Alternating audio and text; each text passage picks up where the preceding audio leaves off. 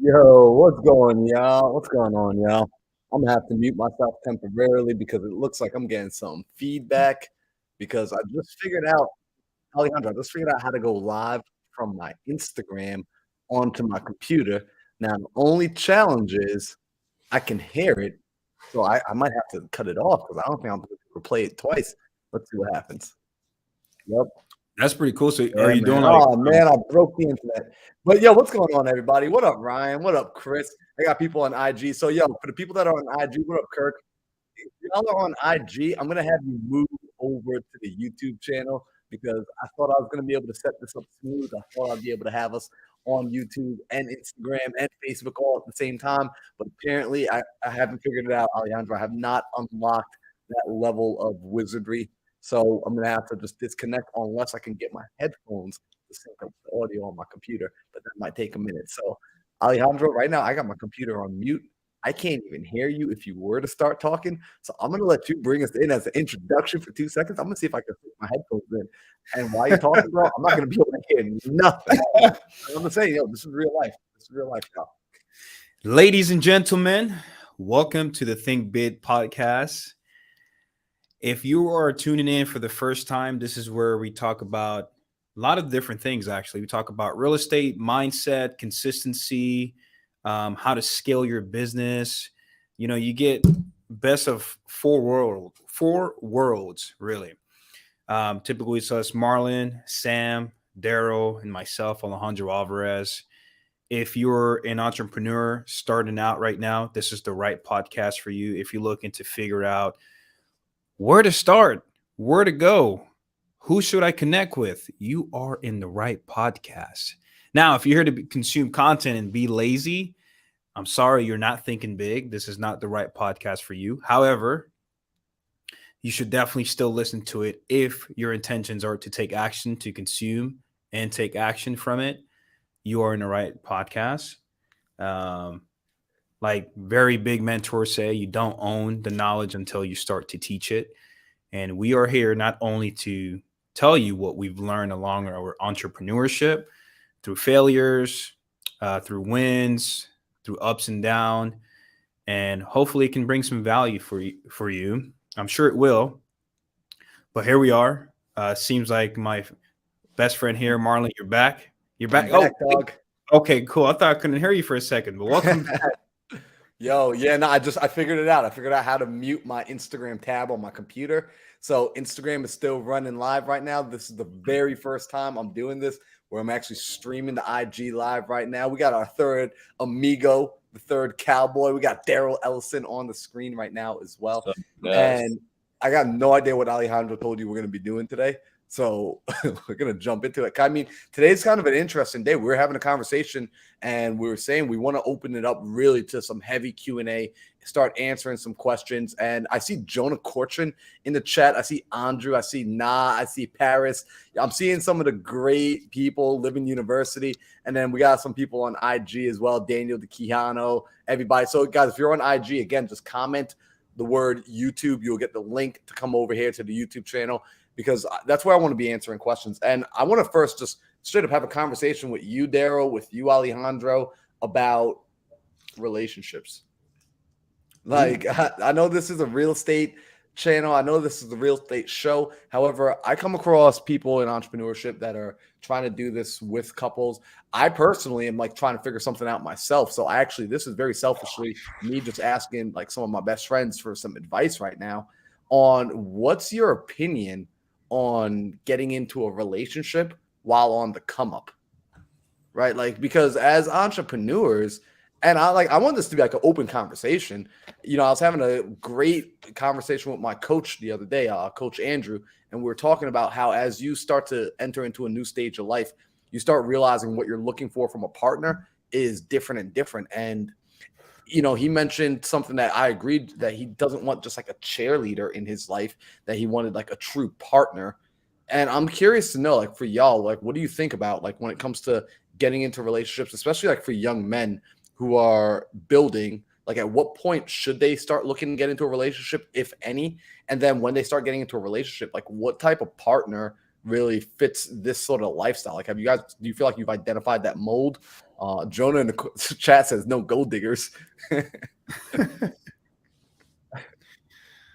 Oh man. Yeah, so I'm curious. Like, anyone want to tackle that one? Because like I want a conversation around it. Jonah, Loki, Jonah. Me and Jonah have had this kind of conversation.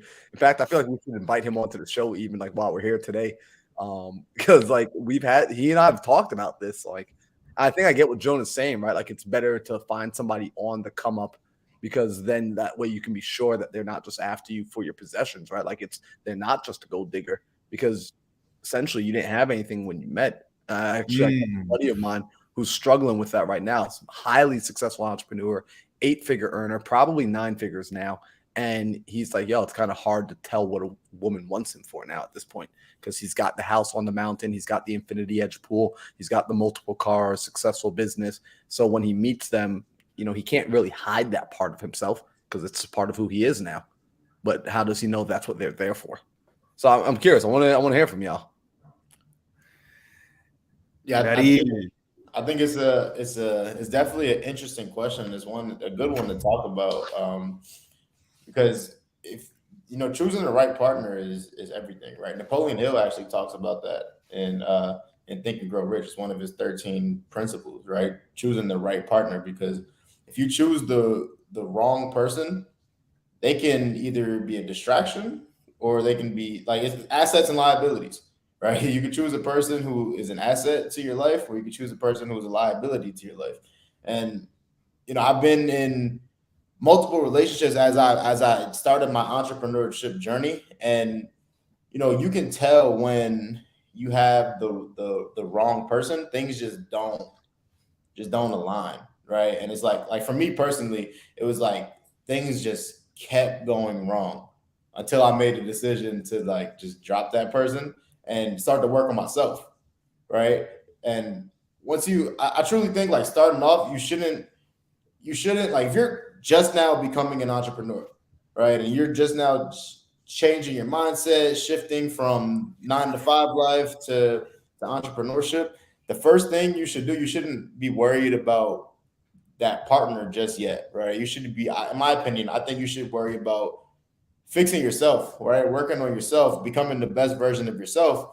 And once you do the work yourself, once you do the internal work, you're going to attract that person that is right for you, right? And it's super important that you don't rush into it because, like I said, if you choose the wrong person, you could be way too early. You spending money that you don't have. You're trying to impress somebody that just isn't right for you. And next thing you know, it's just not the right fit, right? But when you find somebody when you're on the way down who understands the mission and understands where you're looking to go, that person's going to understand completely differently than somebody who isn't right for you, right? Like it's just different conversations, right? Like I have my partner now, like we're actually business partners, and that's where it started off. It started off as us being business partners, and it's just a completely different conversation, right? Like it's like we're not worried about going out and having fun and doing all this because we understand that there's something else down the line. 10 years down the line, it's going to be a completely different type of fun if we put our heads down right now and do the work, right? So I didn't get that though. I didn't find that person. I didn't attract that type of person until I became that person who deserved that type of person. Right. Like I said, the first thing you have to do is you have to internally become that person that deserves the person that you're asking for. That deserves the person that you want to come into your life that's going to help you. Because if you want somebody who's going to come into your life and help elevate it, but you're out worrying about, what the next party is, what other girls are coming around, what's the next fun thing to do, right? Like you're going to fumble that person that God brought into your life to change it. So let me ask this, Daryl, right? Because I'm curious, right? So in your words, like really you wouldn't go out. It sounds like you wouldn't go out looking for her, or if it's a girl looking for him, you wouldn't go out looking for him, or if it's a him looking for him. But essentially, you wouldn't go out looking for that person. It'd be a matter of just becoming the person, and then just like letting them find you, letting them attract you. I think the first thing is identifying who that person is, that you want to be with, right? Identifying who your avatar is, right? Who's the perfect woman, man in your life, right? Like what I did is I literally wrote down my perfect woman, right? Like I wrote down what I wanted to be doing, what the mindset is, like what everything that I want in a woman, right? I wrote it down. And then I became the person that, like I said, I started to work on myself. And once I became that person that deserved, So how when you wrote that down, how long did it take when you first wrote that down? How long did it take from when, if you remember, like if you have a time frame of like, hey, I wrote it down in December and by February she appeared. And what up, Jonah? We got Jonah in the room. What's We up? with Am I Jonah. live right now? Am I in it? You're live, dog. Yeah, we Okay. just pulled you up on stage, I bro. might give you. Hold on. Let me connect this. I might be getting some reverb. Yeah, we got you live, dog. But so Daryl, how long was it? Like, if you remember, if that's even it's something that exact dating or time not. frame that you just said, bro. December to February. It was actually crazy. Dang. So it was quick. So December to February, we got Alejandro's iPad up here too. This is crazy. It's this little party up here. Oh wow! Get him out of here.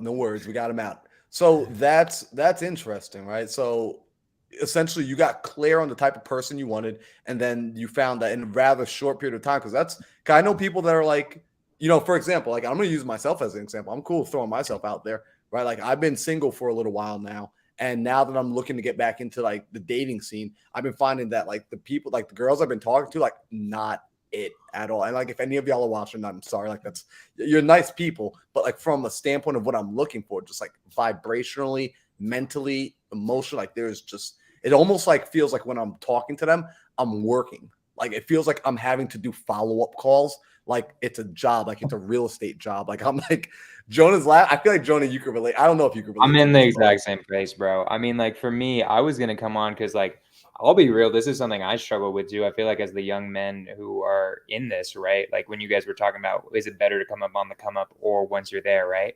And like, unless you're gonna Andrew Tate your life, which at least for me is like not what I'm trying to go for. Like I think it makes way more sense to be on the come up, and then also just like in general, I feel like it's just with our career paths, I feel like it's kind of hard to meet girls, at least for me. Like I'm constantly working. There aren't that many girls in real estate investing. And if they are, they're like very few our age who are and single. Right. So it's an interesting struggle of like, and that was an interesting idea you had, Daryl, of like writing down exactly what you're looking for and then doing it. Like, because I've been thinking about that about like, man, I should actually put that as a priority instead of like just letting it completely go by the side while I like constantly am working. It's crazy though, bro, because I did that. I wrote it down like in December. Like I did it when I was writing down like my actual goals for the year. And I wrote down one of my goals in 2023. I will find the perfect wife for me. Right. And then I wrote down like just who that ideal person was. And like I said, I just started to work on myself. And it actually became it was a time, just full transparency. Like it was a time where I was celibate, right? I was celibate for like 5 or 6 months, which probably isn't a long time for a lot of people, but for me, that shit was a big deal. You know what I'm saying? And I was he just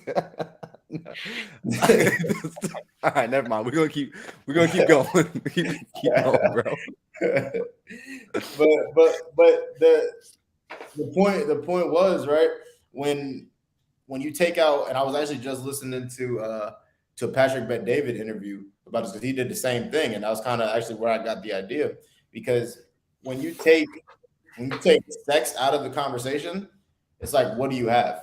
What do you really have? And if you can't talk to somebody and sex isn't a topic that you can't, like, if you can't bring up sex in a conversation with somebody, you can just talk to them regular, chances are like that person isn't going to be like, it's just lust, it's just lust. And I want to remove as much like of the lust relationships in my life. Like it's not deep, so I really took time, and I wasn't worried about nothing.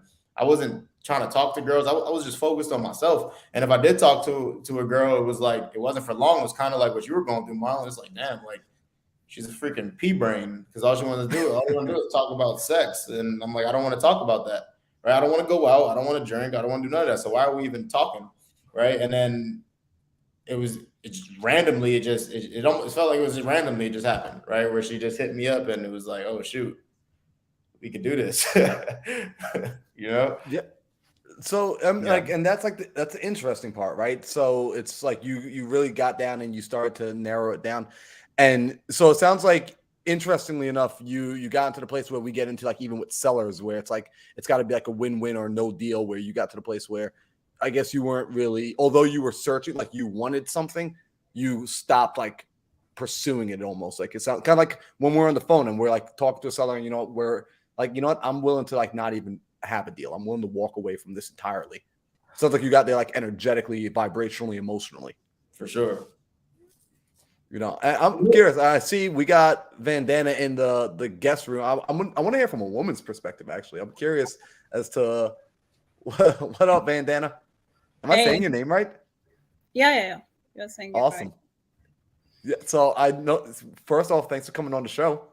This is like our first time even like bringing guests up and bringing people in, and I'm curious to kind of hear your insight on this, or like what your thoughts are. To me, like, yeah, you finding a right girl is kind of tough.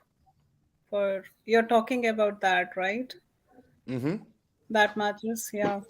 Even my daughter is not interested in real estate. I'm trying to convince her, join me, and she's like, nope, I don't want to join anything in the family. Forget it. So it's hard. It's people want to, they want, especially young, I feel they want a shorter route to success. Nobody wants to, spend time and efforts. Everybody wants quick money. So it's hard. And they So let me don't ask: in school. Are you married right now, or? My daughter is second year in college. My son is in freshman high school. No, And but for yourself. yeah, 2 kids, married with 2 kids.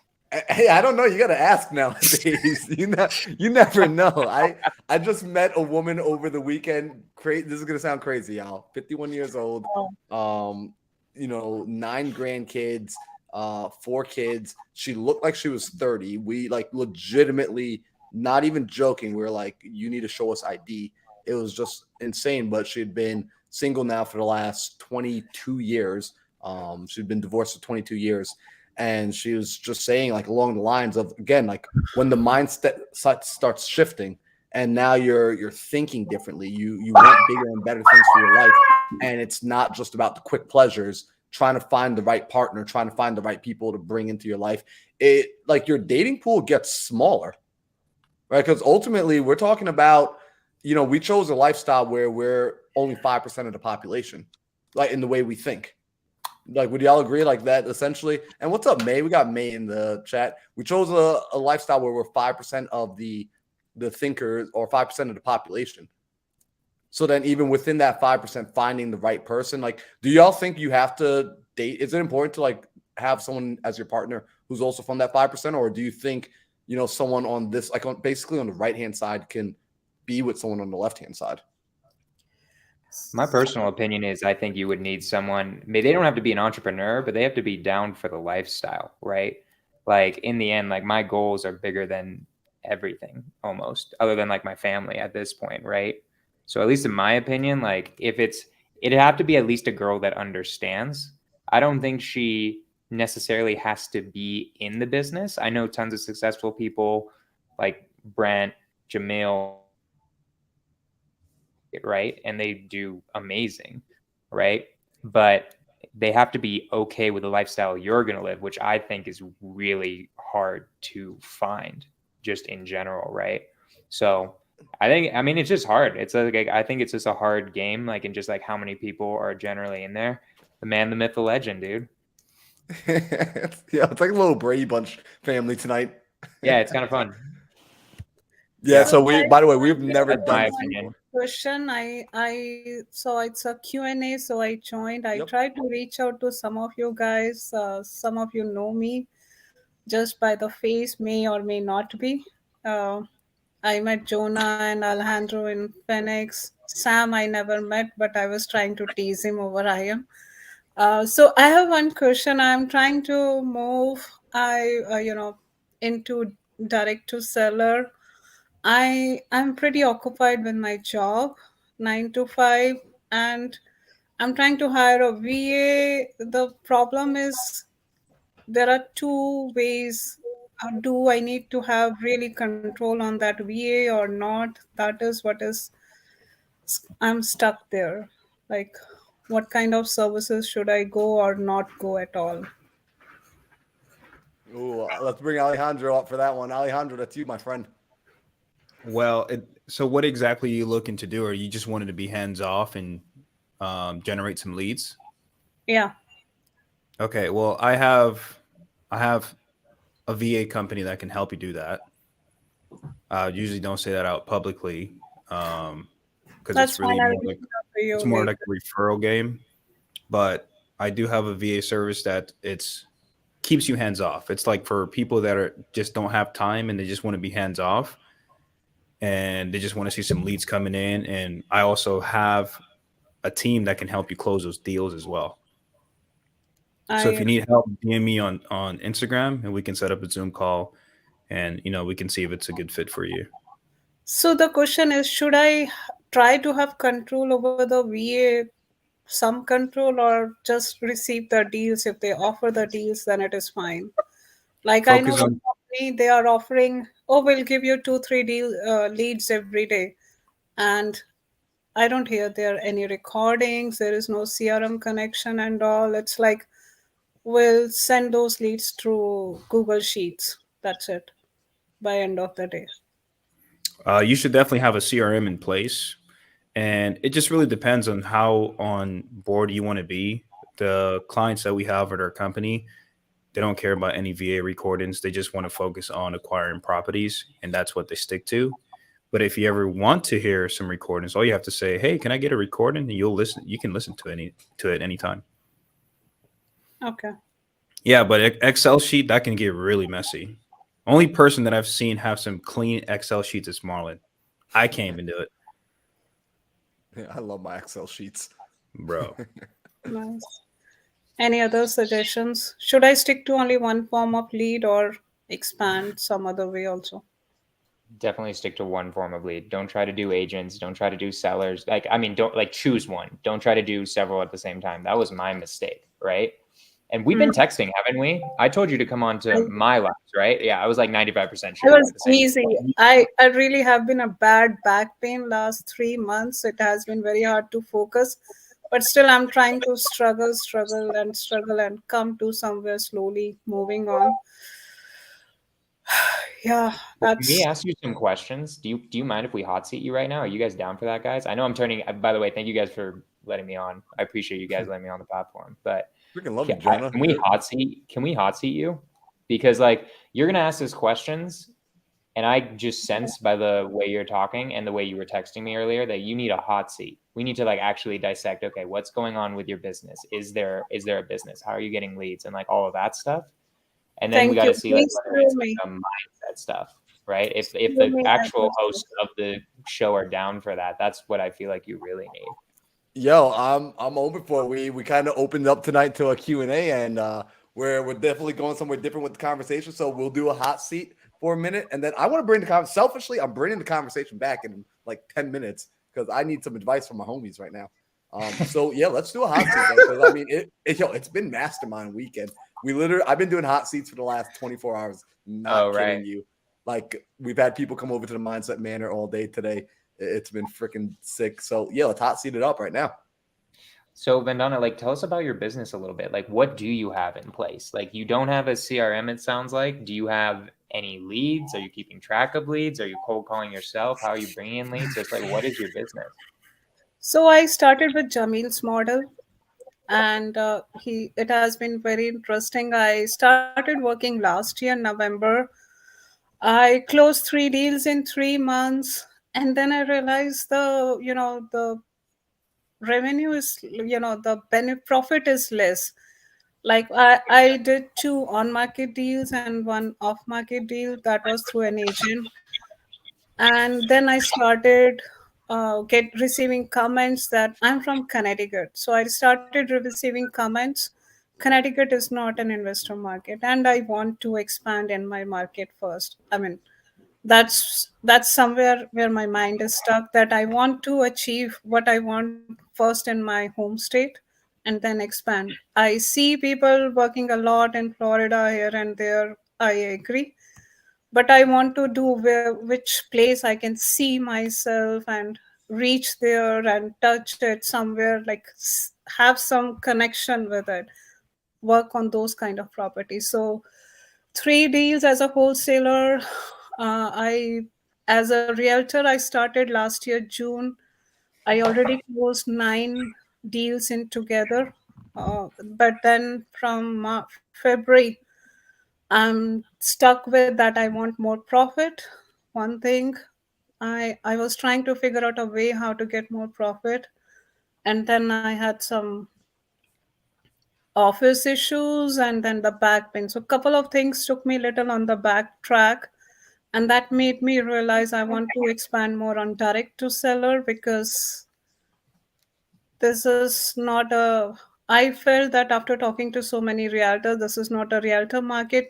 Or Jamil also told me, and some people told me, I'm not so good into relationships, so I need to learn on that. Well, So I'm Vandana, can I interrupt you? Is it okay? yeah.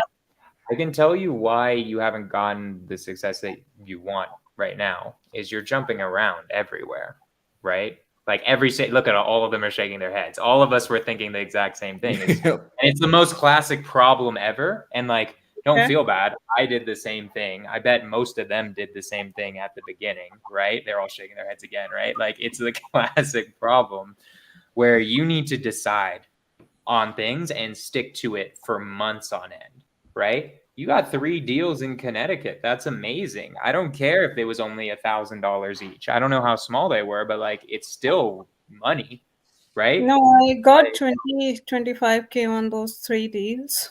I okay, was so like what are happy. you talking about? Like small profit, 25K? Like that's definitely ring the bell type of money, guys. Yeah. Like, right? Mhm. So I mean, the main thing is your main issue right now is you're not sticking to anything.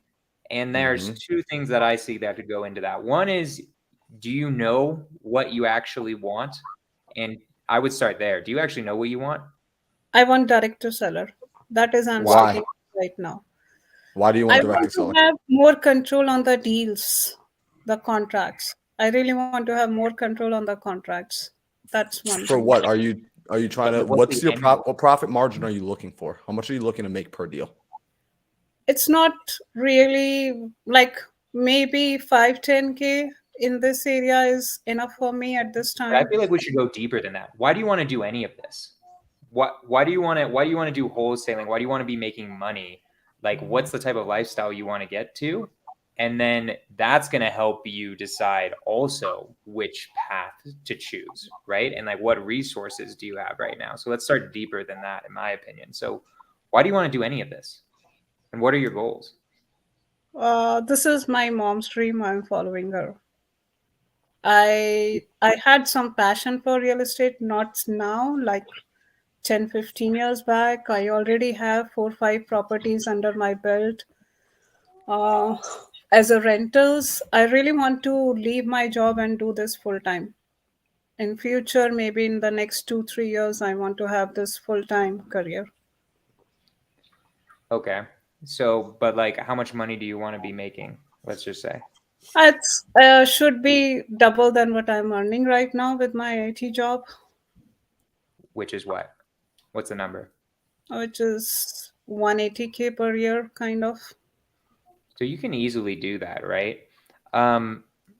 In terms of direct to seller, this is my opinion, right? Sam can speak on this too. I know he has a direct to agent business now, but like direct to seller, if your problem is making relationships with realtors, like the talking to people, talking to sellers is way harder. That's why I Way want to learn it now. harder. Way harder than talking to agents, right? Like Mhm. it is business to business with agents. Like it is a much easier conversation. There are different challenges with agents, right? where, I mean, any of these boys know, like direct to seller, that is a sales game. You gotta like I think you should be really salesy. That's my personal opinion. If you're going into direct to seller and or have someone who's really salesy, right? Looking at you just based on like our conversations and like what you've been saying here today, would you say your strong suit is systems? What do you say your strong suit is if it's not making relationships? I just can't stop. I keep like I'm really this is the time, but I just can't stop. What about like What do you mean? like in the business, what are you the best at? Which part of it? I'm not good at negotiation. Definitely, I give up easily. But I'm good in selecting the right property. That's what I know. What do you mean by that? Location wise, where to buy, what to buy. That's it. Nothing much. I would say that like there are certain things you don't know about yourself that need to be known. I would say like, what are you good at business wise? Not just picking properties. Like like depending on where it is. Like yes, we all know what are good areas and stuff like that. But like, what are you good at? You said you're an IT person. I would say you're probably good at making systems. You aren't applying it maybe because you said you don't have a CRM. But I feel like you would be good at figuring out. By the way, anyone can jump in. I know I'm just kind of like taking over, but like basically, like I think most people in IT, that screams to me systems person, right? Yep. In your IT job, you're fixing computers, and you should be good with systems. This Yep. is my personal opinion now. If you're going to go down the wholesale route, I'm curious what you guys think of this. I think anyone who's an integrator and is solo should just be a dispo wholesaler. I feel like, at least in my opinion, that's been like, I see if like you're an integrator and you don't have a visionary to be helping you with the sales with agents or direct to seller. I've seen the most successful integrators when they're solo is when they just decide to go full dispo, because that, in my opinion, is like, that's zero sales. That's just how well can you make a system to quickly disposition something and understand market research. Like you were saying, where's the best place to buy properties? That's market research with dispo wholesaling. My personal opinion is I've seen integrators start booming as dispo wholesalers. And then anyone who's more relationship based, anyone who's more any of us five, all five of us are the same on this, should either go direct to seller or agents. I don't know. What do you boys think of what I just said? Yeah, I'd agree with you actually. Every time I've ever worked with like a very like integrator mindset, engineering mindset, IT systems, they're always in the dispo department, always. Because that's like their job is to make the rest of the conveyor belt so I can just put stuff. I just want to be able to put contracts on the conveyor belt and never have to think about it again. And then they can get it moved and shuffled around to do all the other pieces. So it's like if you can architect the system, which it sounds like you potentially can, like it, and correct us if we're wrong. Like we're totally dead off, and you're like, hey, I hate building systems. Like I don't like it. I'm not good at it. You know, feel free to tell us right now. No, I do. I just this month only we did much better than in my office. That's none of your relation, but much better to get the things done. I'm still that kind of person, like, Yep. keep the things moving, not like stuck with one thing. I'm very into that. Cool. So if you're good about keeping things moving, I would agree with Jonah's earlier assessment, though, based off of what you said. It sounds like you're trying to do multiple things to get to the dollar faster, you already figured out something that worked. It's now staying on the one thing. You know, you said 2 on-market deals, 1 off-market.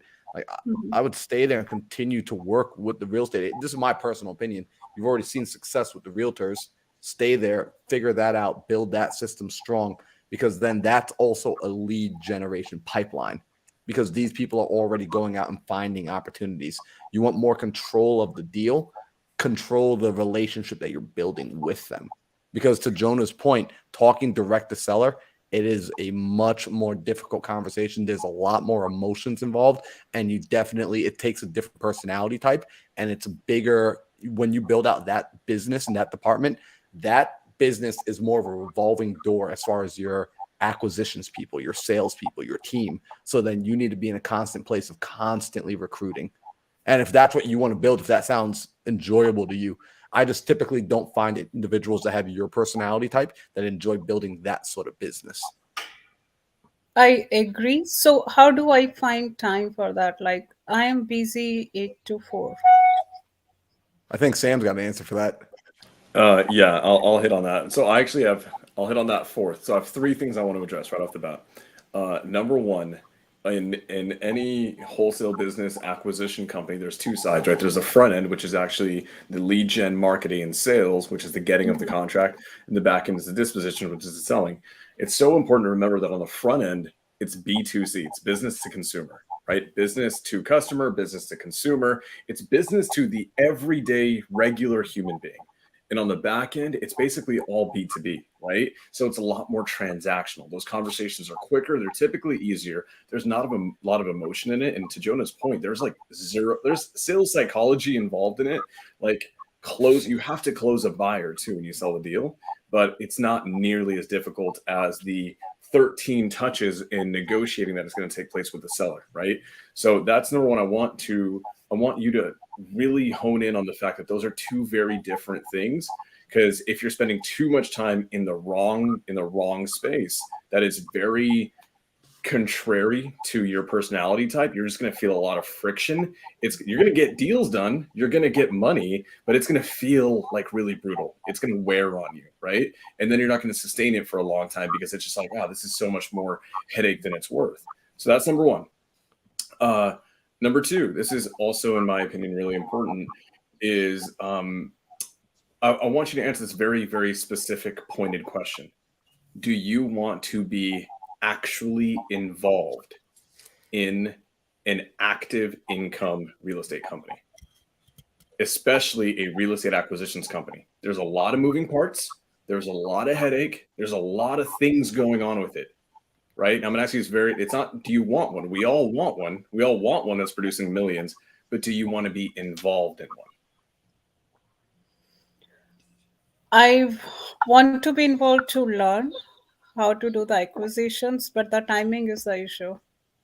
Okay. So here's another thing. Guys, forgive me if you guys have addressed this. I came in a little bit late, but my question to you is this. Your job, your W-2, what, 180 per year?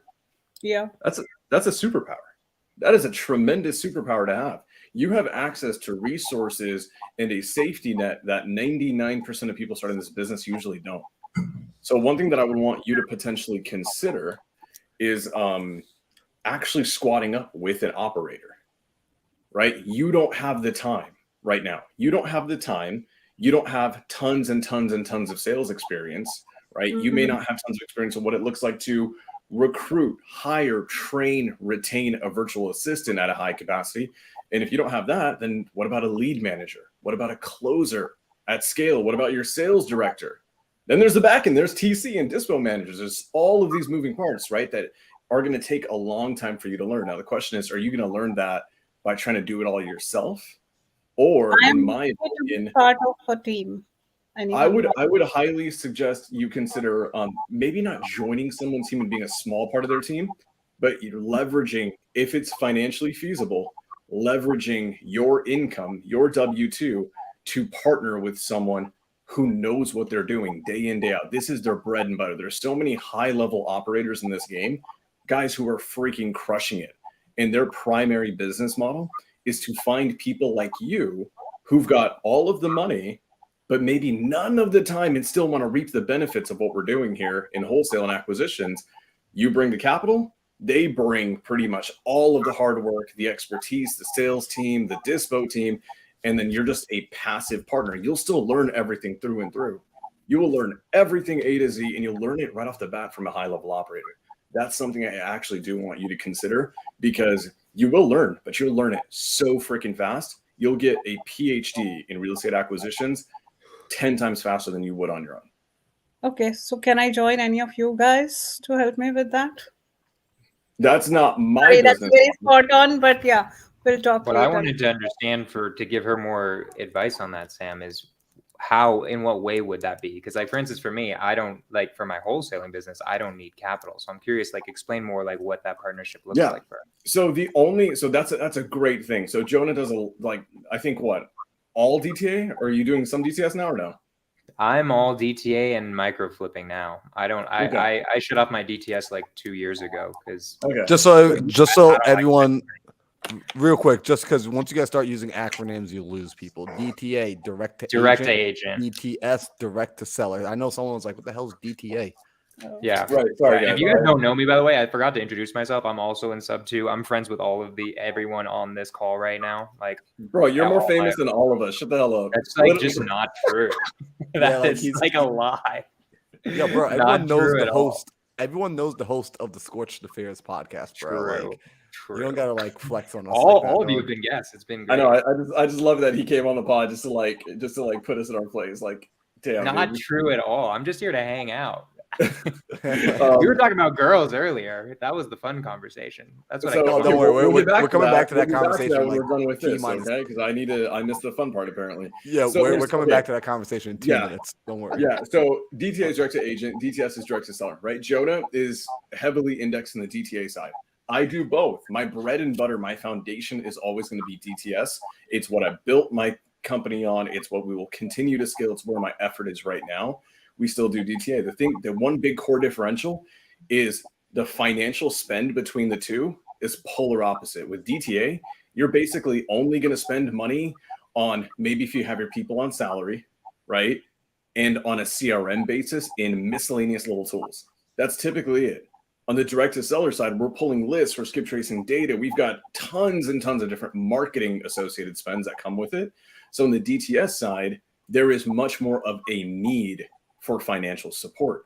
So these operators who do need a funding partner, right? Someone like you with your avatar to come in, they're heavily going to be on the DTS side. These are people who constantly hire VAs. They constantly pull data. They're constantly putting money into cold call, texting, PPC, all of these things. That's in my opinion, your target avatar if you decide to go down that route. But for those people, Sam, those people who need the, some financial kind of,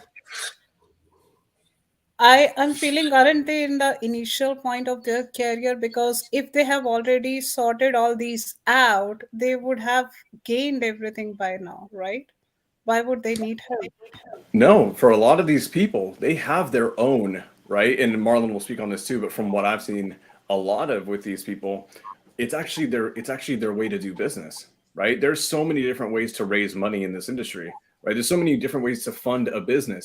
In standard businesses, we go get an SBA loan from the government, right? In real estate, when I want to go buy a property, I get a private money lender. Here's the thing. In wholesale, for whatever stupid freaking reason, everyone thinks that they're going to fund everything out of their own checking account. And that becomes logistically a nightmare and it becomes unscalable. The guys who figured out at the highest levels, they're leveraging all forms of funding. They're leveraging credit card stacking, right? They'll go out and they'll rig the credit game and get a ton of 0% interest credit cards and put all their spend on that. They're racking up points, right? That's what I did. Him. That's Yeah. what I do and did. Yeah. So Marlon's actually helping me get that in line specifically as a further funding version. When I first started, right, to your point, like, yeah, I didn't have the entire thing figured out, so I wouldn't secure partners. Now we've kind of stepped away from that, but there's still, I know tons of people, they do credit stacking. They go get personal loans from the bank. They're funding crap out of their own savings account. But here's the thing, that's not scalable. It becomes very difficult. It's the same reason we get private money to go buy rentals. If I fund every creative finance entry fee out of my own bank account, I'm not going to be able to buy too many rentals. That's why I go get capital partners everywhere and I give them profit. I give them revenue share. I give them equity, is because it allows me to scale my top line. So your goal, and this is I'm really glad you asked this question. Don't go and find someone where that's their only way. Because to your point, they're probably going to be a good operator, but they may just be a little bit lower on the experience pool. Go find someone who is diversified, right? The more diversified they are with their marketing, with their spend, with how many campaigns they've got going on, will typically indicate a higher level operator. Go find them. I promise you, there's a ton of them. I know them all the time. And what they do, a lot of these guys, they don't even buy real estate property anymore. because their wholesale just prints so much freaking money.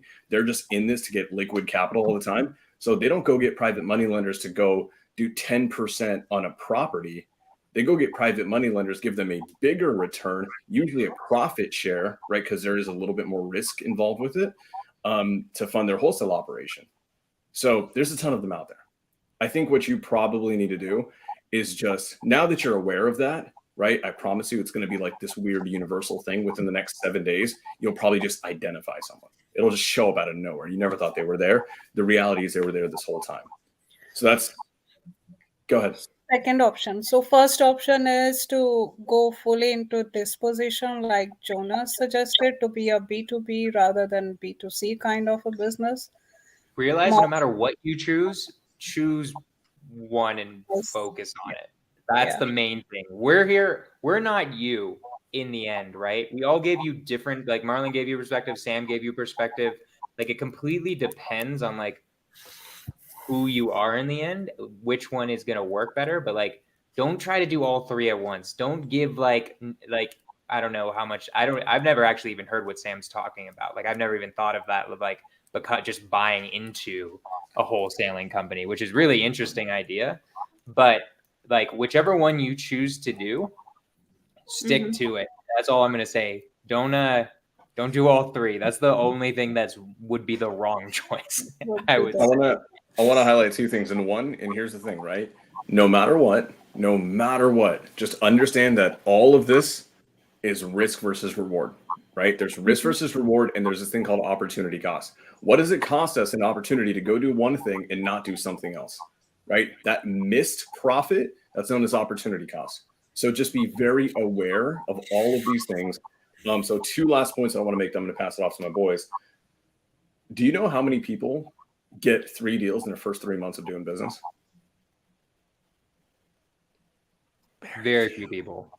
My first deal was rare. after 4 months. All right, Daryl was like, I got all right, seven. Daryl, Daryl, whatever, yeah, dude. dude, Daryl. Yeah. I got my first deal after 4 months. Yeah, I think it took me you know months that to is get my that is first deal. actually extremely rare, right? That is a very, very rare thing. And so it's really kind of funny. I would say this: every market is. You mentioned that you heard someone say that Connecticut's not a good market.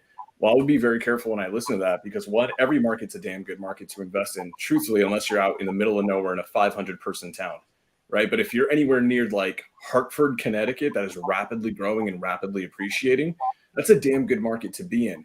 You just have to understand that when people say these things, they may be a buy and hold investor in California. If you're a buy and hold investor in California and you're looking for cash flow, it's the worst market. I would say that's a terrible thing to do, right? To be in California.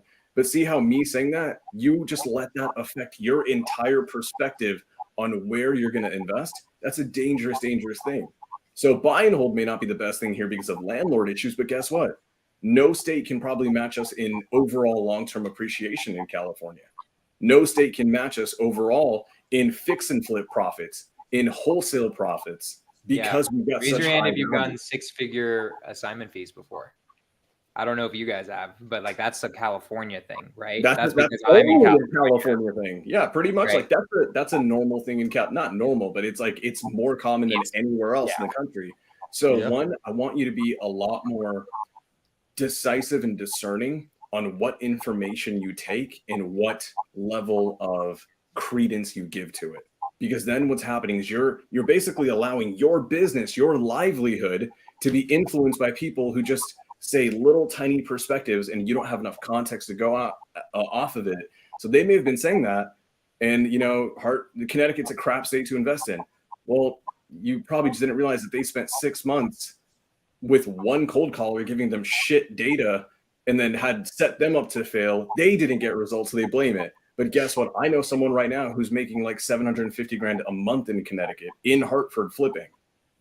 This person's crushing, absolutely crushing.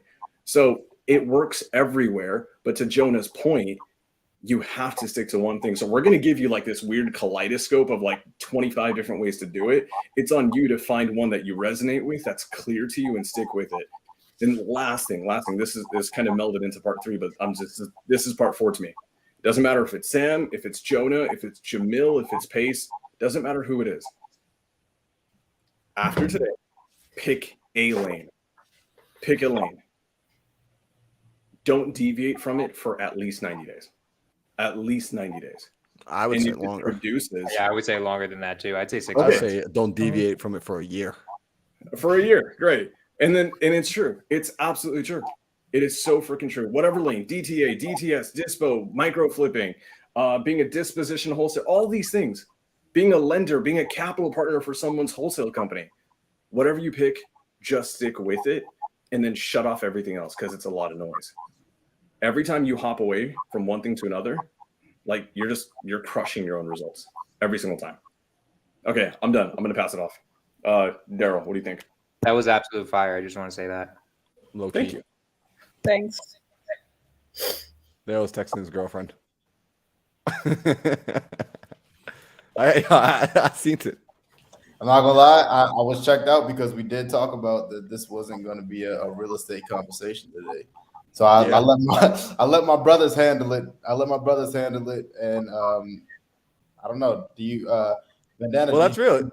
The answers Let's- that you were looking for today. Do you have any more clarity? Did you get any more clarity jumping on here today? Yes, I do. Yeah. Awesome. So, Bandana, what we're gonna do, I'm gonna very selfishly bring this conversation back. Thank you for jumping on here. This was a fun live stream. I love that you let us do a hot seat with you. And if you need help, reach out. Shoot one of us a DM. I'm probably gonna be the slowest to answer my DMs because I'm like slowly back on IG. But hit Jonah up, hit myself up, hit Sam up, Alejandro, Daryl if you need some assistance, and pick that lane. And then once you're in it, stay in it. The invite also is still for you coming on the new podcast I'm starting. I'm starting a new podcast, guys. It's called Cash Flow and Coffee on Mondays, where I'm going to be answering people's questions. But you're still invited as we were texting. Thank you. I appreciate. Thank you. Appreciate you, Bandana. All right, yo. So very selfishly, I'm bringing this conversation right back to where we were before we got on here. Also, shout out to Jonah for just like pulling up a hot seat right there. Also, shout out to Alexis Morgan in the chat. Homegirl's been crushing it. We love seeing what you're doing. She bought, some of y'all don't even know, she bought a business recently. And so she's been managing a business while she's still out there showing people how to door knock. So Alexis Morgan is absolutely crushing it. Freaking love that girl. But bringing it back to where we're at is with this conversation, we were talking about before the real estate, getting into relationships while you're on the come up. Like Sam, I know you weren't here in the beginning. We're like, that's what the beginning of this entire episode was even about.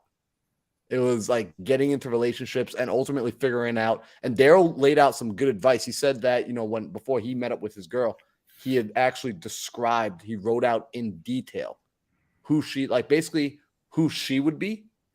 And then he worked on becoming that person himself.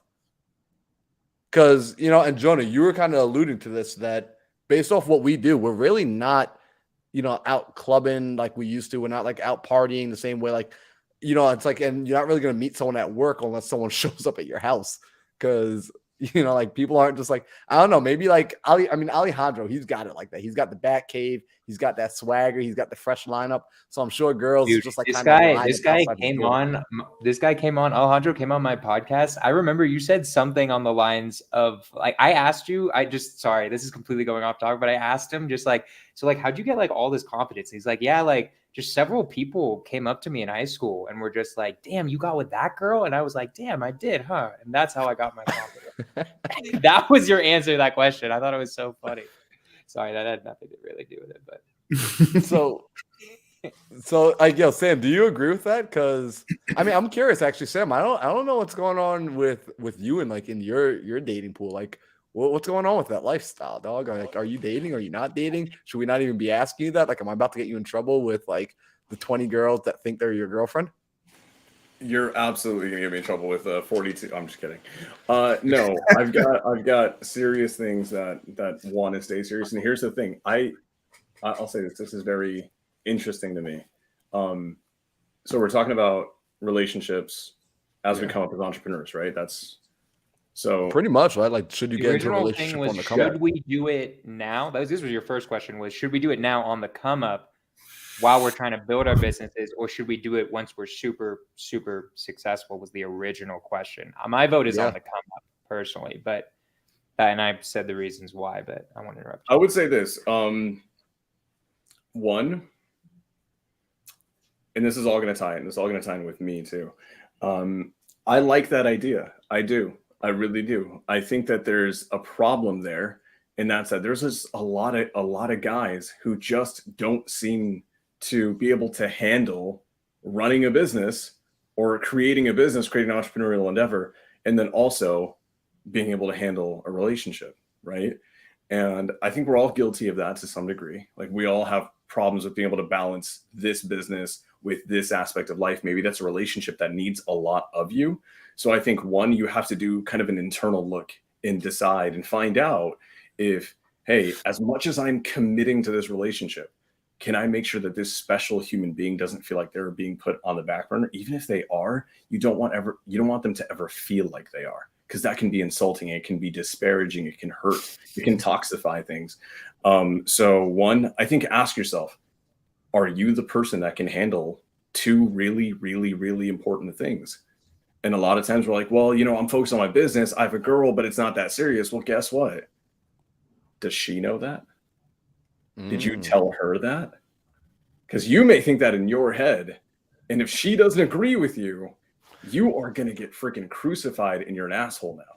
So go for it, bro. So let me ask this question then, right? Because like what you're describing to me sounds like a skill that needs to be developed, right? Because it's almost like being a parent, right? Like, because I look at my business as a baby. Like that's the easiest way I can like tell people to look at your business. It's like a kid that you've got to get to maturity so that it could then start taking care of itself. But between 0 and 18, you've got to take care of that kid. So that's one thing that you're growing. And then this relationship potentially is something else that you're growing.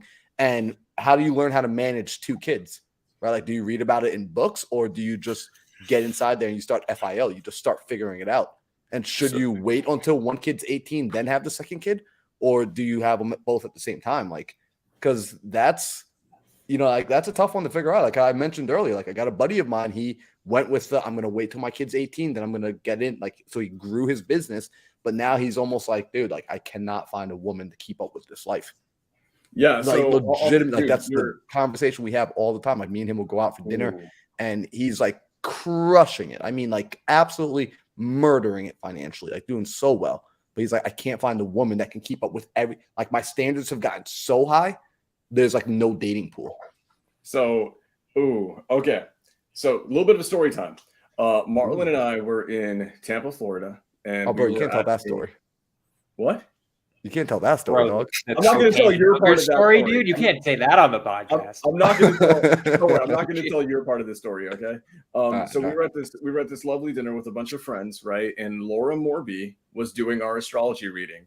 You thought I was going to go into the other story, bro? Okay. By the way, I gotta catch you up. You and I need to have a phone call about something from that night that just recently happened. You and I need it manifested. So bro, we owe Laura a "You Were Right" medal. God damn. Yeah, I've been meaning to text her. I gotta like shoot her a message like and let her know. Dude, yeah. Okay, so Laura Morby is amazing. She's into astrology, right? And me, for the longest time, I didn't believe in any of that. I didn't understand it. To me, it was all like hippie science, right? And then she pulled out this chart, and it was just nothing but hieroglyphics. And she went on for 2 freaking hours with us, breaking down my chart and Marlon's chart. And something that Marlon just said rang true on my chart. And then I felt so exposed. And she said this, she was like, Sam, you have no trouble, and you're going to have no trouble getting girls, but be very, very, very slow to pick the one that you settle with. And then here's another reason. She kept going on and on and on about how my destiny is to basically be a world changer and to affect great change in millions of people's lives. And then she was like, as you grow, right, you become a rarer and rarer human being, and the pool of people who are compatible with you becomes infinitely smaller. And this is an inevitable truth. So she said, and this, like, oh my God, I felt so damn exposed that night. She highlighted that for me, go and have fun. Go and have fun. Hook up with all the girls that you want. It doesn't really matter. But if you rush into a relationship with the wrong one, it will actually affect your ability to change the world. And that scared the hell out of me. Like in the moment, I was freaking terrified because I have this idea, this version of this destiny that I want to hit. And I'm like, no, I need everything in my life to go right so I can become a world changer. And she's like, Sam, you have to be so damn careful because you picked the wrong one too early because you're just, you need it. You're afraid of aging. You're afraid of getting older. And then that's what happens, guys. We make these rushed life decisions, big ones, because we're afraid of the boat, of missing the boat. And right, as guys, it's not typically us, right? It's usually women that have to deal with this because they're on a biological clock. So a lot of times they'll rush into having children. They'll rush into picking a man they think would be a good father, but then they forget that they made a short-term decision and picked a man who's a good father, but maybe a shit husband. And they lock themselves into really bad situations. And that's exactly what Laura was hinting to me. And she made it seem like this weird, ethereal destiny thing. It's like, Sam, if you don't pick the right woman, you will not change the world. And I was like, oh shit.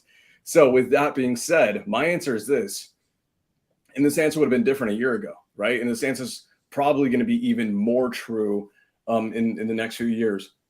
In the beginning of this entrepreneurial journey, you will have maybe 1, 2, 3 years where you yourself as a human being have to undergo a very, very transformative season. You have to shed bad habits, and you have to basically go through what Marlon taught me is called an ego death. The previous version of you has to die for this new version of you to be born. And for that version to just flourish and become amazing, you really can't have distractions. So I don't think you need to wait until you're making 10 million a year. I think that's probably going a little too far out.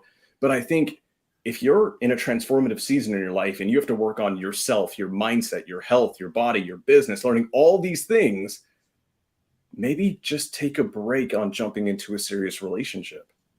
Maybe get the businesses secure. Maybe get yourself secure a little bit. Have fun along the way, but maybe not start a relationship and move in with someone right off the bat. You're juggling so many things that can really toxify one another. And what ends up happening is it hurts everybody. It hurts you. It hurts the significant other. And it hurts the businesses too. And it hurts, by the way, whatever the hell they got going on in life too. So with that being said, have fun, be young, live your life. But maybe settling down is a thing you don't do in year 1 of being a business owner, of being an entrepreneur. Maybe it's in year 2, 3. That's my personal take. To go off of that, I went sexless for the first 2 years of entrepreneurship because like I literally committed myself to that. And when it was needed during that time, yeah, it was, anyways. But the point being that like that was, I know, brave, right? But the point is that like I just am like agreeing basically that because of that, like it made it where it was just super focused on what I needed to focus on, which was the business at that point.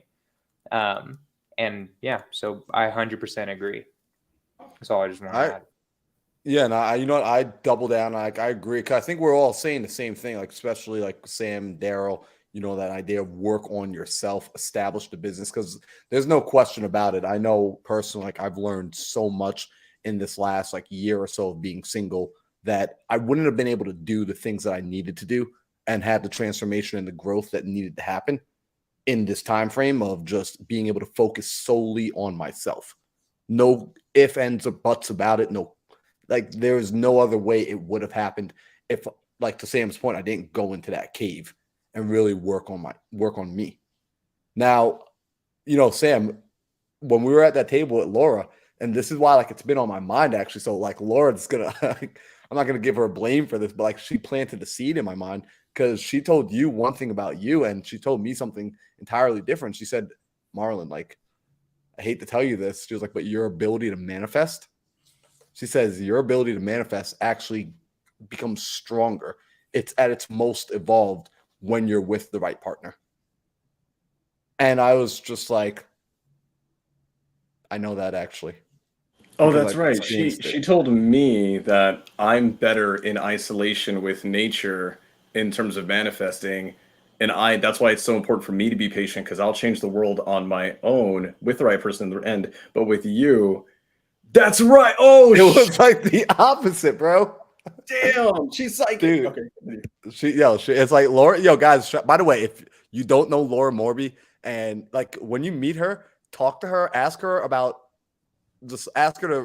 your astrology. Ask her to, here's something interesting, right?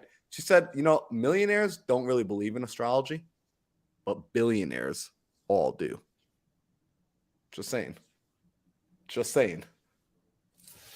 All right.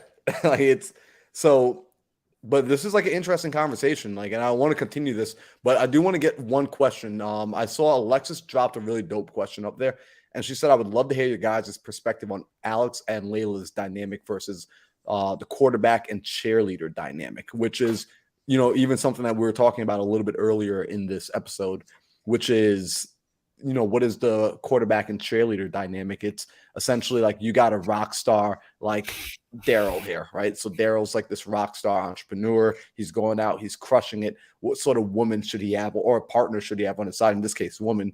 What type of woman should he have on his side? I'm not even going to say the joke that was in my head. And it's essentially like, should he have just a cheerleader, just a supporting character? Or is it that like he needs someone who's more than just a cheerleader, someone who's also like in the trenches with him in some way, shape, or form, right? And like that becomes a conversation, because I know a lot of high achievers that they actually say, listen, like, although that person is supportive of me, they don't actually get it, because they keep asking, yeah, but why do you have to wake up early? But why do we have to go do this? Right? But why? Like, so they're agreeing to it, but they never actually understand. It's kind of like when you talk to your family and you tell them what you do in business, and you get to the place where you don't even really want to have a conversation with them anymore because you're explaining, but they're still like, yeah, but what about 401k? What about, and so now when they ask you how's the business, you just say it's fine. Would that eventually begin to happen in that sort of relationship where it's just a quarterback and cheerleader? Like, hey, how's the game? Yeah, it's good. I'm curious to know, like, what do y'all think about that? Apparently I'm by myself now. Yeah, I was about to say that was an interesting switch to get our opinion. What do you guys think? Just like completely put your face in the front. Okay, I guess I'll keep going. Go for it, Jonah. I kind of said my answer, but like in terms of, I think it works both ways, to be honest. I know, like, I mean, for me, the best question to answer like all of these in a lot of ways is, in my opinion, is like, look at our heroes, right? Or the people who are ahead of us, right? Pace, obviously, Laura is like kind of like Alex and Layla, like they're a tag team duo, they're doing it, right? But then there's also Jamil. Barely anybody knows his wife. I actually have met his wife and I already forgot her name, which I feel bad about. But like, she's completely in the background, like not part of real estate at all. Same with Brent Daniels. So it can work either way. You just have to find a partner who's going to accept you with your lifestyle of being like, hey, like, I'm going to be working from, 9 to 9, right? Or like, I'm going to be working on Saturdays and Sundays because like I have a dream I'm trying to achieve, right? So the hard part is like finding someone who is open to that, whether they're your partner or not, in my opinion. That's how I see it. Yeah, I agree. I think it's all preference, right? Some people, they want a partner who they just do the traditional modern roles, right? Like they may want a man may want a girl to just stay home and just clean and take care of the kids, or just cook and take care of the kids, right? But me personally, the way I look at it, like Marlon, I tell you all the time, like my relationship, it's a 24/7 mastermind, right? Like my girl, she picks up things that I may miss, right? It's like and a woman's intuition is second to none, right? So if you have a super smart woman on your team who is side by side with you, who's a partner with you, and not just a cheerleader, right? She's gonna pick up things that you're lacking in, right? Like my partner, I'm able to close more deals and do more things that I'm good at, flourish more in my superpower, because she picks up in things that I'm not good at, right? She's like, oh, you're not good at this. Like we literally had this conversation today. She's like, oh, you're not good at this. So let me pick up on this side of things so you can flourish in what you're great at. So you can bring us more deals, right? So like you can have somebody that you're trying to force into that role, or somebody that you have to tolerate or deal with, or try to explain to them why you're doing what you're doing. Or you can have somebody who throws ideas in the air and makes you want to do more. and they have the same goals, same alignment as you. And I think me personally, I think every single time when you have somebody who you're aligned with and have the same goals, same vision, things are going to move a lot smoother, and think you're going to be able to go a lot further than the latter. So it sounds like it's important that you guys share the vision, but they don't necessarily need to be in the trenches with you. Like they still can be a supporting character. And, I'm going to throw something that I think is really important because I've talked to a lot of people who've been through divorces, right? Like I know a lot of men and women who've both been divorced. And when I sit down and talk about it, nowadays I only hang out with people who are growth minded. And typically what I find is it was a mindset issue as well. Like outside of kids and outside of finances, you had one individual, whether it was him or her, that decided that they wanted to better their situation. They wanted to better their position in life. And they started growing, whether that was taking care of themselves, like financially, taking care of themselves physically, mentally, emotionally. They started doing something to level up from where they were. And the other person was not willing to move. They felt that where they were was good enough. Even if where they were was by someone else's standard high, they chose to stay stagnant and the other person chose to continue moving. And that's one of the biggest causes for separation that I see, quite frankly. It's one person begins to elevate in some manner and the other person doesn't start moving. And it's not that they need to move at the same speed, but you got to have a partner who's also interested in growing for the sake of their own personal development. Not they want to grow because of you, but they want to grow along with you. Or else I can tell you, if you resonate with like the Think Big podcast, you resonate with any of us, you're already a growth-minded type individual. You will never, in my opinion, and correct me if I'm wrong, I don't think you will ever be satisfied being with someone who is not growth-minded, ever. Regardless of what they're into, you would never tolerate that in your life. You would not tolerate that as a partner. Personally, I don't think you should. I don't really think like those people, stagnant people should be with stagnant people. Growth-minded people should be with growth-minded people. But like, I think there's a clear, unless you want to experience divorce. If you want to do that, then go ahead. If you want to experience like hardship and struggle, have fun, be my guest. Okay. Oh, damn. I'm like so mad that I missed like the first half of this whole thing because this is so good. We need to do more of these days, bro. So first and foremost, Marlon is so damn right. If one of you is walking and the other one standing still, what's going to happen after enough time is the one who's walking is going to look back and that person's a mile back. You're not together anymore, right? We're talking about like a serious relationship here. We're talking about this is a person that you're going to hopefully settle down with and be married to if you're not already married to them. Marriage, partnership, unionship is so important. It has to be together. You don't, to Marlon's point, you don't have to be on the exact same self-development through business, through physical fitness, but both should be on a never-ending self-development kind of endeavor in some way, shape, or form, right? For the man, for the traditional values, right? Men, go be the breadwinners, go be the protectors, go become a billionaire. For the women, staying at home doesn't necessarily mean that you're not growing, because there is actually development to be made in the tremendous talent and art of raising children. That's one of the most hardest things to do on earth. And a lot of women sometimes you're like, hey, me staying at home and being a mother, that's me limiting my capacity. Do you know how hard it is to be an amazing mother? I know women who literally, they just work their asses off on becoming better mothers every single day. So Amen. Be growth oriented in something that you do, right? A lot of times as men, we get the kind of the glamorization of like, we're the ones growing, we're the ones winning, we're the ones providing. And my wife's at home. She's a stay-at-home mom.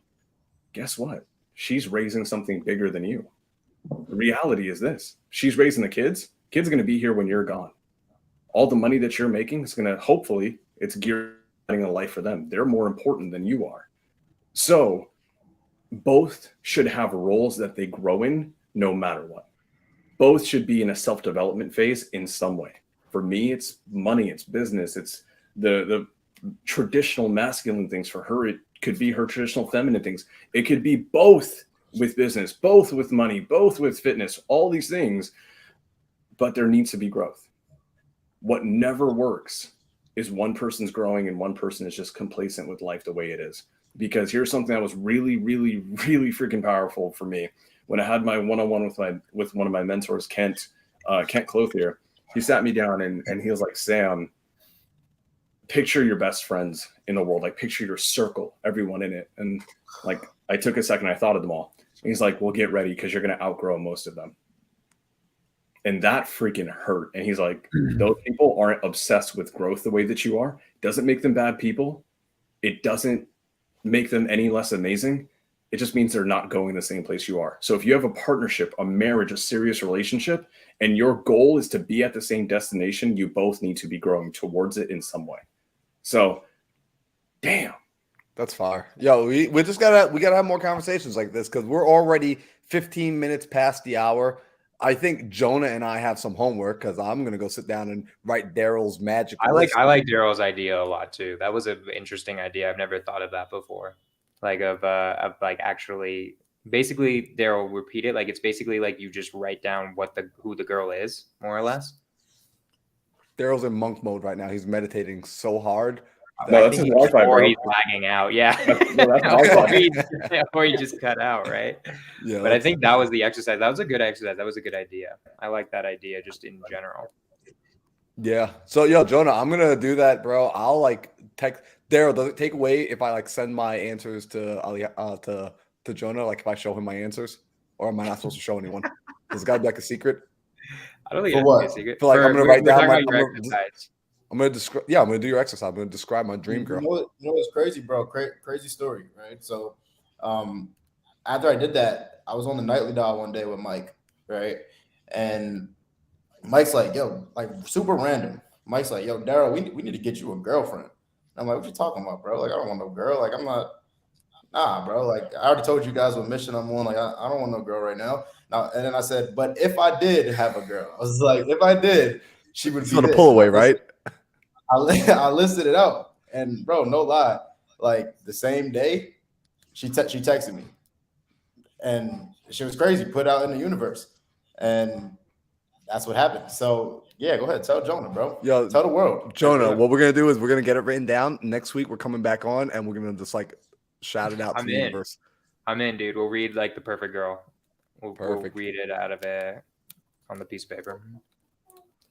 I'm in. I'm gonna do Sam's for his too. Yeah, we'll write one. I want to see you do like write down mine and then show it to me, and then honestly, it's gonna be just like with Lauren. I'll be like, oh shit, this is right. Everyone knows me better than me, apparently. Guys, we are 18 minutes over, which means this was a damn good episode, and there was damn good conversation that I missed, which I'm really annoyed with. My one request to Jonah, who's an amazing friend of us, is that, dude, you got to come back soon. You have to come back soon because I whenever you guys want me. I missed half an hour with you, so selfishly I want you back.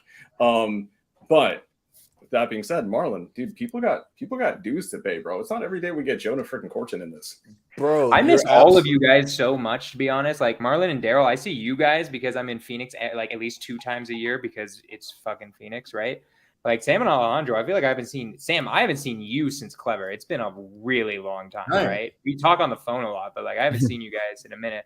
Alejandro, I feel like maybe like one of the golden ticket events, but yeah, I've been missing Sub 2 a little bit. I've been hanging out a lot with my Astro friends, but I was like, I'll come on whenever. Like I'll hop on and chill out and just come move into the mindset manner, bro. Yeah, I know you've been trying to, dude. Phoenix it's not like the universe doesn't want me to be in a desert. I'm sorry, bro. Just not for me. You're killing me, man. You're killing me. Also, I'm gonna be in Denver this weekend, so I'm gonna shoot you a text message, see if we can. When were you gonna tell me? I'm down. Let's hang out. It's in and out. Like we're doing like a big event, so it's super in and out. I'm working. And like I booked my tickets like a jerk. Where it's like I'm literally. It's like a big stage event, so we're doing like a massive, like a 1-day Saturday real estate conference. Talking real estate entrepreneurship, mindset, Can I buy a ticket? money. I'd be down to come through. Bro, dude, for you it's free, dog. I'm gonna text you tonight. I'll send you the info. All right, cool. John, I was just in Denver last night, bro. Dude, what? Well, why aren't you people texting? What are you guys doing? Text me if you're in Denver. Like, I'll come hang out. You guys go see. I just bought a new car. It's pretty sexy. Yeah, we'll drive around. It'll be a fun time. Let's go. I was there for like an hour, or else I would have called you. Yeah, okay, for sure. Yeah. All right, guys. So let's do this. We're gonna wrap it up. We are 20 minutes over. So first thing I want to do is say, if you are watching this right now and you haven't already smashed the like button, you haven't hit the subscribe button, do me a favor, take care of doing that right now. If you're on Instagram, get off my Instagram and go to the YouTube channel and hit that right now. Also, if you guys see that sexy man to my left, Jonah Corchin, he has a podcast called Scorch the Earth, and he's starting a new podcast next Monday where he's going to be answering Q&A, all things real estate. He is a certified closer. He is somebody that I've been picking his mind. I've been plugging in with him for over a year now. We're in the same real estate mentorship. He's absolutely a go-giver. Go plug in on that podcast. You know, we do I'm not 22. I'm 22 subscribers away from 1,000 guys. So if there are 22 people on here, let's hit it tonight. That would be sick. Jonah, what's your name on YouTube? Is it Scorch? My name. Just look up Jonah Corchin. No, just my name. So like if you look up my name, I don't know if they can see my name and I can't comment on here. But if you guys just want to put up my name real quick, I'm almost there. I'm almost at 1,000. So we're really close. So yeah, literally look up my name on YouTube. There are no other ones. Luckily, it's not like the most common name, but yeah, you guys will find me. It's my face on the thing. Yeah, subscribe. You'll see some cool content. You could see any of these boys in their interviews. They all did amazing. Fire. Facts. Right? No, I've been on Jonah's podcast. Marlon, you've been on as a host a few times too. I did. I got the whole your podcast is fun, bro. You have some dope guests. Good time. I want to come back. I do too. You've been on twice, Sam. Yeah, but dude, it's like I feel like it'd be 10 times better now. I don't know. It'd be fun if I just had like all four of you boys as like. No, I'm about to say, we get crazy. We'll like a little casting couch. That would be fun. That would be cool. That would be a good one. one. Yo, let's go. So, guys, make sure you hit the like button, hit the subscribe. I think Sam's the only one that caught what I just said. So hit the like button, hit the subscribe button. Also, shout out to Jose dropping Jonah's YouTube link in the chat. So, guys, go hit up Jonah's YouTube channel. Make sure you give him some love. Help him get to 1,000 subscribers. And next week, you guys see where the conversations are going. If you're getting value, come back, bring questions, and bring a friend. I don't know who's breaking down next week. What are we doing next week? Do we know yet? Dude, next week's your week, bro. Oh, sweet. So, yeah, guys, you already know when it's my week. We're going off the rails on mindset. We're diving in deep. So I'm excited for next week. I got a surprise for you guys too. Make sure you're back here Tuesday, 5 p.m. Arizona time, and we will see you for that show.